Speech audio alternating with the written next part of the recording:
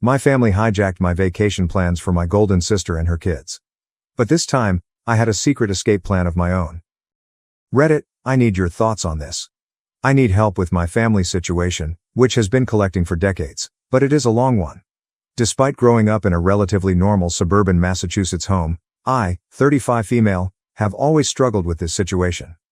My older sister Kate, 42 female, has always been the golden child. Since I can remember, our house has served as a shrine to Kate's life, with every wall filled with her accomplishments and every conversation centered on her. My parents were too busy preparing for Kate's college interviews to buy me a cake for my 10th birthday, which I remember vividly. They even tried to pass off Kate's leftover graduation cake, which still bears her name, as my birthday cake. Kate's achievements overshadowed every major event in my life as I grew older. Kate had recently joined the debate team, so my parents were unaware that I had made the honor roll in middle school. Kate had a college campus visit scheduled, so they were unable to attend the ceremony when I won a local high school painting competition. Knowing that sharing my triumphs would only result in a fleeting, "That's nice, dear," before the subject of Kate was brought up again, I learned to celebrate them alone, in my room. Even our things revealed our family's priorities. Kate's room was always outfitted with cutting-edge technology, fashionable attire, and everything she required for her numerous extracurricular activities. My room, on the other hand, was overflowing with used clothing. When I indicated an interest in taking music lessons, I had to make do with Kate's discarded violin, old clothes, and school materials. I had difficulty playing the violin since it was too large for me.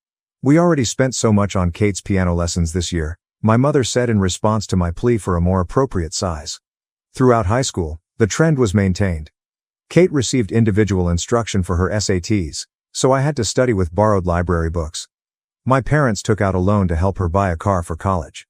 They encouraged me to take the bus if I needed help getting about. Kate's wants and desires were central to all financial decisions, family discussions, and Christmas preparations. It was quite challenging in college. Kate graduated from a prestigious university with our parents' full support.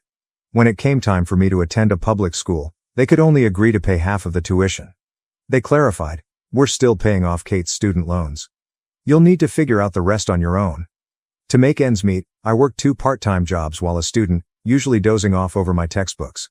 Kate, in the meantime, was starting her career in a position that our parents had helped her get through their contacts. Kate got married 7 years ago, and everything changed, or rather, worsened. For a year, our entire family focused solely on the wedding. My parents took out another loan to pay for her dream wedding, which featured a beautiful gown, an expensive location, and over 300 guests. Despite their reservations about the payments, I recall hearing them in the kitchen one evening, insisting that nothing was too good for Kate's special day. Was there any doubt that she was her maid of honor? I was expected to organize bridal showers, plan a luxurious bachelorette party, and handle any small issues that arose. When I expressed my stress about handling these commitments while working a full-time job, my mother urged me, "Don't be selfish, Elizabeth. This is your sister's special time." The twins followed. Kate's parents were overjoyed when she announced she was having twins. Even though they were still repaying their wedding loan, they contributed to the down payment on a nearby home. On the day they signed those contracts, I saw them spend their retirement funds, which they said they couldn't access when I needed help with college. They argued that this was different. "This is for our grandchildren." So, who was the default babysitter? Yes, I do. It began as occasional babysitting. The request, "Elizabeth, could you watch the boys for a few hours?" became a weekly practice, then expanded to evenings when they had appointments. My parents supported this arrangement, saying, "This is what family does." Kate and her husband Jack, 43 male, felt that I would always be there to help them if I tried to object. Even while I adore them, the twins, who are now energetic 7-year-olds, are exhausting.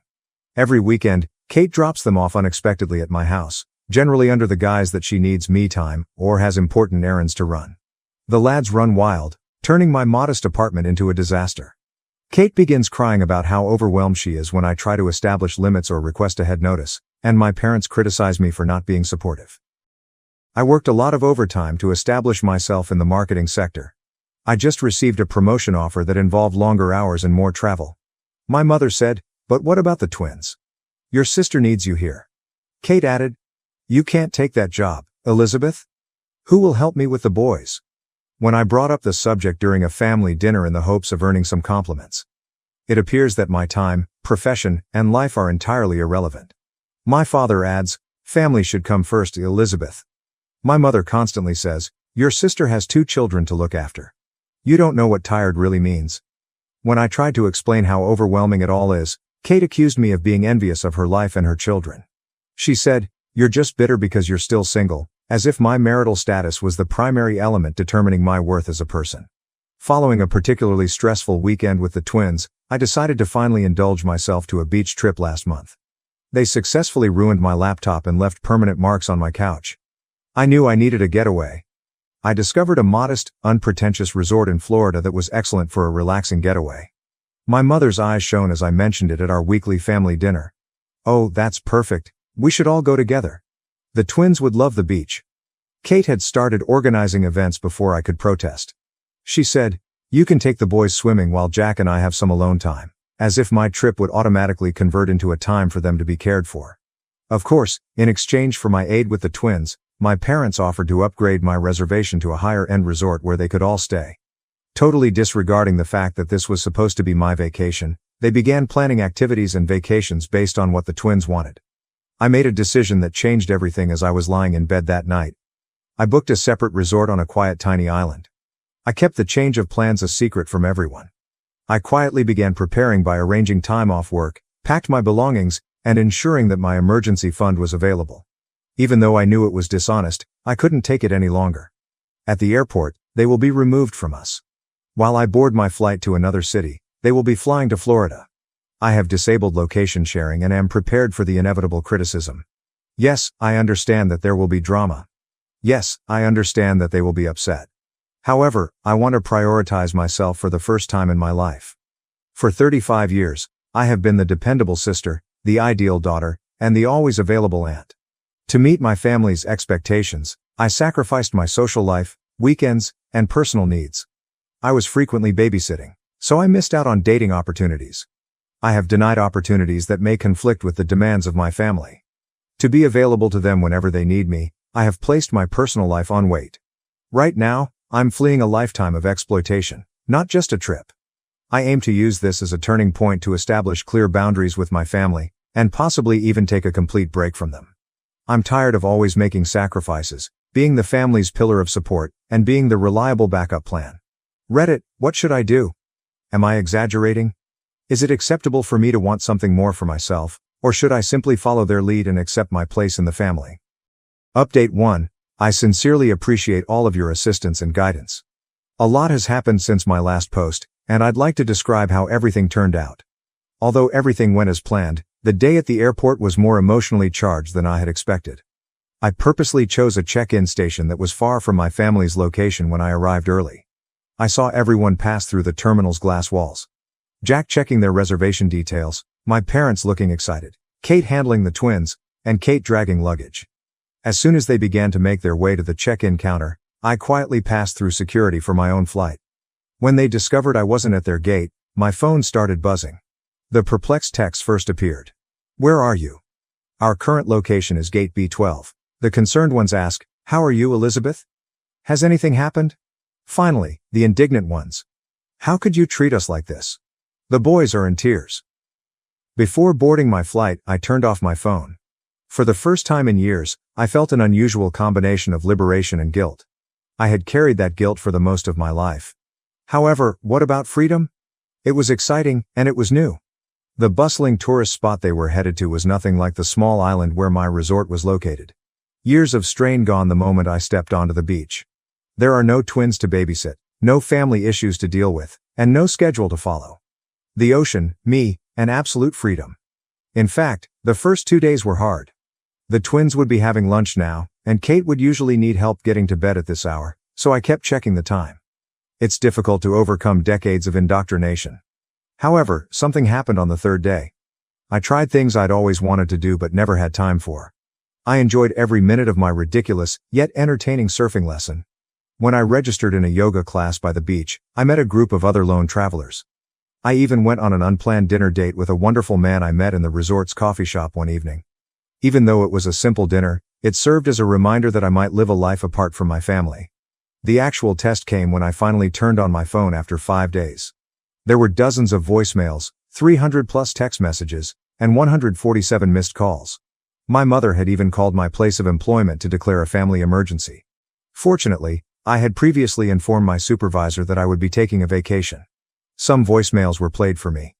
My mother's tone shifted from concern to angry to manipulative. "Elizabeth, how could you abandon your family in such a way?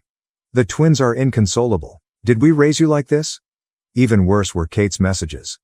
"You've ruined everything. The lads are diligent in their pursuit for Aunt Lizzie. I can't manage meetings on my own, so Jack had to reduce them."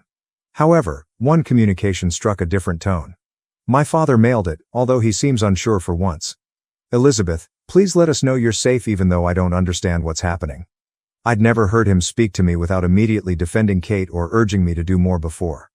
I messaged our family group chat only once. "I'm having a lovely trip and am safe.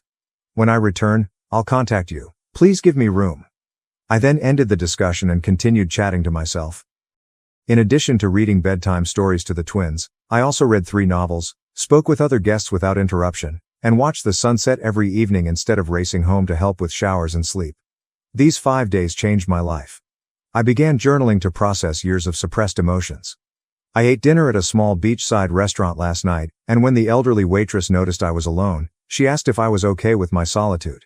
She said something that stuck with me after I explained my situation briefly. "Family is important, honey, but not at the price of your own well-being. Putting yourself first is sometimes the most daring thing you can do." When I returned home, I didn't immediately go to my place. Instead, I booked a hotel room for 2 nights to give myself time to prepare for the inevitable encounter. During this time, I updated my work emergency contacts, changed the locks on my doors, and, most importantly, put my boundaries in writing. I unintentionally liked a coworker's post on social media, which is how my family found out I was back. My mother and Kate arrived to my apartment building within hours, continually banging my intercom. Across the street, I watched them from the window of my hotel room, strangely disconnected from their brilliant performance. "I'm going to address them tomorrow, at a neutral coffee shop, not at my house, and I know it won't be easy, but I've prepared what I'm going to say." My hands quiver just thinking about it. But for the first time in my life, I'm choosing myself, and I know I'm doing the right thing despite the anxiety, guilt, and drama that will inevitably follow. I'll offer another update after speaking with my family, and I'm grateful that Reddit provided me the confidence to take this first step toward independence. Update 2. As planned, my family and I arrived at the coffee shop, and the situation became even more heated than I had anticipated. The visit at the coffee shop began sweetly enough. I arrived early and sat at a corner table where I could see the front door and the emergency exit, a habit I'd developed over years of anticipating family drama. My hands were shaking so terribly that I couldn't even grasp my coffee cup. My parents, Kate, and, surprisingly, Jack all showed up together, and I am relieved there are no twins. I lifted my hand and said what I had practiced before they began their scheduled speeches. "I'm establishing boundaries, and they can't be negotiated." The next 2 hours were a masterclass in emotional manipulation. Kate started crying as she detailed how my absence had traumatized the twins, and my mother tried to inculcate guilt. "Following everything we have done for you." Unexpectedly, Jack attempted to mediate by proposing a solution in which I would only see the kids every other weekend. For the most part, my father sat quietly and anxious. Kate's statement, "You are being selfish. Family means sacrifice," was the defining moment. Something broke within me, and I said clearly but calmly, "Yes, family requires sacrifice, but it should be reciprocated. When was the last time you made any sacrifices for me?" The ensuing silence was deafening. I revealed everything for the first time. The years of being Kate's second best friend, the unfair financial treatment, and the persistent belief that my life and time were less valuable than theirs. I then showed them my calendar for the previous year, with every weekend reserved for babysitting and every holiday tailored to their needs. My mother attempted to intervene, saying, "But that's what aunts do." I answered by saying something I had never dared to utter before. "No, that is what paid babysitters do. And Kate, if you require this much assistance, perhaps it's time to consider employing one." My mother followed Kate as she raced out, and Jack lingered, apologizing profusely for taking advantage of my availability. After a long silence, my father added, "We never meant to make you feel this way. It was something, but not an apology." When they left, I followed through on my plan. I moved to a different part of town and got a new apartment, which is smaller than my previous one but in a secure building with a doorman who is aware of my situation. My new phone number is now only known to my workplace and a few close friends. Rebuilding my life from scratch was the most challenging component, not the moving or the planning. I had no meaningful hobbies and few close friends because I had spent years caring for my family. I began quietly, enrolling in pottery classes, joining a local reading club, and accepting dinner invitations from coworkers that I had previously rebuffed. It was a strange first weekend of true freedom. I did things I had never done before, such as staying up late, visiting a farmer's market, and spending hours browsing a bookstore. Kate did not send me an urgent text, Mom does not make guilt-tripping calls, and there are no requests for last-minute childcare. My family's reaction to my relocation was harsh but expected. When my mother tried to contact me through the company switchboard, they discovered that my new job does not allow personal calls during business hours. Kate even came to my office once, but security was alerted beforehand, and she wrote a tearful letter accusing me of destroying our family. Kate first protested to Jack taking the twins to weekend events, but she has subsequently accepted the little but significant change. He apologized by email for his role in making the situation possible. My parents are having a difficult time adjusting. Dad periodically texts, typically in an embarrassing attempt to strike up a conversation, and Mom alternates between violent outbursts and frigid silence. She left a voicemail last week expressing, "When you're done with this rebellion, we'll welcome you back." This is not a phase, and she doesn't understand it. This is my new reality. My boss appointed me to handle a large new project after noting the difference in my productivity and attention due to the absence of frequent family disruptions at work. For the first time in years, I'm casually dating, but I'm taking things slowly. Internally, there has been the largest shift. I no longer have the continual background anxiety that I had for years, and I've been exercising more frequently, improving my nutrition, and sleeping better. According to my therapist, yes, I have finally started therapy. I am beginning to recover from what she calls chronic familial stress syndrome. Last weekend, the twins sent me a gift that included handcrafted notes expressing how much they miss me. Even though it was bittersweet, I remained resolute. I carefully wrote them back to let them know that, while I love them, I need some time to look after myself. I had to write it even though Kate is unlikely to read it to them. "You seem lighter now. You look years younger," said an old acquaintance when I saw her yesterday. She is right.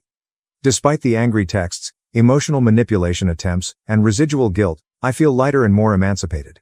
Respect for personal space, acceptance of one's own needs, and reciprocal assistance, rather than merely one-sided sacrifice, are all components of true love. I'm discovering that family love shouldn't seem like a prison sentence. My new flat will be 1 month old next week, and this is the first time I've ever dared to host a little housewarming celebration, with only a few friends from pottery class, book club, and work. There are no expectations, drama, or family, just people who accept me for who I am. I'll post another update soon, and I'm grateful to Reddit for providing me the confidence to make a life change. Update 3. Completed update. It's been a life-changing 3 months, and I'd like to share how it all came together. The confrontation I had been dreading and anticipating arrived last week when my father unexpectedly came up to my place of employment. His method was distinct from Kate's emotional manipulations or my mother's previous frenzied attempts. When he asked if we could have lunch together, he was composed and even resigned. We met at a tranquil restaurant near my employment, and for the first time in my life, he recognized me as his daughter, not Kate's sister or the family's backup plan. He said, "You look healthy," in a shocked tone. Happier. The fact that he hadn't seen my dissatisfaction in years weighed hard on the observation that remained between us. The family had offered him a proposal, and they were willing to make sacrifices. If I agreed to reclaim my role in the family, I could have every other weekend off. He went on to remark, they'd even pay for my time with the twins, as if earning money from the commitment would make it more appealing. As I looked across the table at him, I knew they still didn't get it. They saw my freedom as a bargaining tool rather than a basic right. "Dad," I answered, "I am not bargaining for my independence. I am living it." The talk that followed was the most frank I've ever had with my father. I detailed how their relentless focus on Kate had damaged me emotionally as well as practically, and I told him about things he had forgotten or never noticed, dreams, accomplishments, and birthdays. His answer was unusual. He sat for a long time in silence, not providing the usual defense of their judgments. Finally, he stated, "We believed we were doing what was best for our family. We never realized how much we were hurting you." Although it wasn't an apology, it was the first time I'd been acknowledged. When he inquired about my new life, that was the genuine turning point. He listened for the first time as I explained my pottery lessons, my job advancement, and the new acquaintances I had made. Despite its flaws, I showed him images of a vase I had produced. I was stunned by what he said next. "You seem to have built a good life for yourself without us." The realization and anguish in his voice were genuine. We agreed at the end of lunch that nothing would ever be the same again. He gave me my first genuine embrace in years as he said to me to leave. I hope someday we can be part of your life again, but on different terms. That exchange appeared to spark a final bout of family turmoil. Kate has been making passive-aggressive remarks about selfish sisters and broken families on social media because she feels deceived by our father's approval of my decisions. After learning about our lunch, my mother launched a new round of emotional attacks, informing family members that I require an intervention because I am having a breakdown. Their actions, in my opinion, are an attempt to keep control over someone who has finally earned their freedom. The difference is that none of it has the same influence on me as it had before, and my new life has given me a new perspective. My new apartment looks like home now, with my attempts at pottery and images of my chosen family, friends who value my independence and respect boundaries, adorning the walls. I've begun training my less experienced coworkers at work, breaking the vicious cycle of poisonous support that had long entrapped me. My relationship with time has altered the most. I can spend my weekends as I want. I've started learning Spanish, joined a local hiking group, and even began dating someone who respects and loves my boundaries. For the first time, I'm living a life that reflects who I am rather than what my family expects of me. Last Sunday, the twins sent me a handwritten card that was clearly prepared under supervision. It was packed with terrible remarks about how much they miss their aunt. Previously, this would have sent me into a dark spiral of uncertainty and remorse. Instead, I reacted with a loving yet forceful letter, expressing that while I may not be as active in their daily lives, my love for them has not changed, and that sometimes adults need to look for themselves.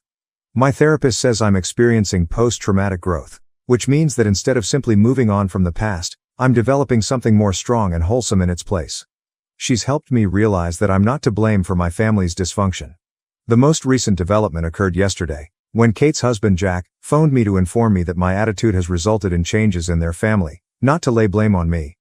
They have finally hired part-time help to help with the twins, and he has been a more involved dad. Jack believes it is best for everyone, but Kate is having difficulty adjusting. As I write this final update, I'm sitting in my home office, preparing for a business trip next week, something I could never have done in my prior life. Behind my desk, there's a framed quote that relates to my journey. Sometimes the bravest thing you can do is set yourself free. I'd like to thank everyone who backed me and followed my story. You gave me the confidence to make my own decisions. If you're wondering if people in similar situations are selfish for wanting their own lives, remember that you're not. Being free is not selfish. Treating oneself is not mean. And establishing boundaries is not a sign of treachery. I have no idea how my relationship with my family will evolve in the future. Perhaps one day we will discover a different form of connection, one founded on mutual respect rather than duty. In the meanwhile, I'm focusing on maintaining the life I've created, including my friendships, interests, profession, and, most importantly, my sense of myself. This is not the end. It is only the beginning. For the first time in my life, I'm excited to see what happens next.